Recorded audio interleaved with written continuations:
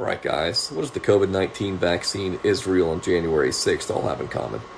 Well, it's likely if you just question the general narrative fed to us by the media or this perceived status quo the politicians force feed us to embrace, you'll be accused of being a heretic, an enemy of the state, a science denier, an enemy of democracy, an anti-Semite, and they will do everything they can to silence you, to censor you, to end conversation, to end any sort of discourse.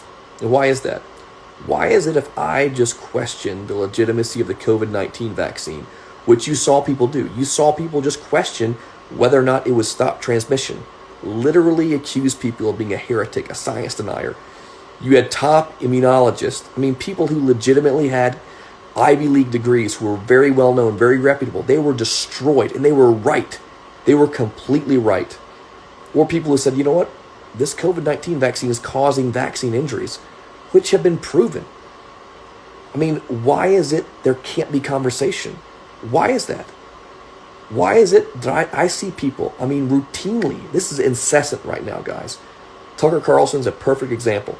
People who just say, you know what, I don't know if I support. As a matter of fact, I question, people say, the way Benjamin Netanyahu in Israel is waging war in Gaza. Why is it they are immediately accused of being an anti-Semite? Why can't there be conversation? Why can't there be legitimate, robust discussion about what's happening in Israel right now? And whether or not our government should be giving them millions and millions of dollars. You should be able to have a conversation about that. Why is it that it was immediately assumed anyone who questioned whether Joe Biden got 83 million votes, which is millions and millions more votes than any other presidential candidate got? Why is it when people questioned that or even wanted to go and protest, they were accused of being an enemy of democracy? Why is it that if you question the January 6th narrative, that Trump supporters were the ones who stormed the Capitol, who caused an insurrection, that you are an enemy of democracy? And by the way, let me just go and tell you, there were hundreds of undercover FBI agents embedded in the crowd on January 6th, not to mention hundreds of confidential human sources as well.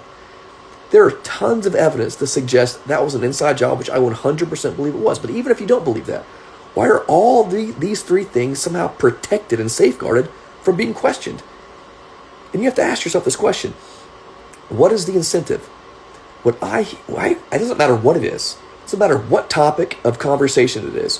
When I see people, very well-known, powerful people, shut down discourse, I have to ask myself, what's the incentive for them?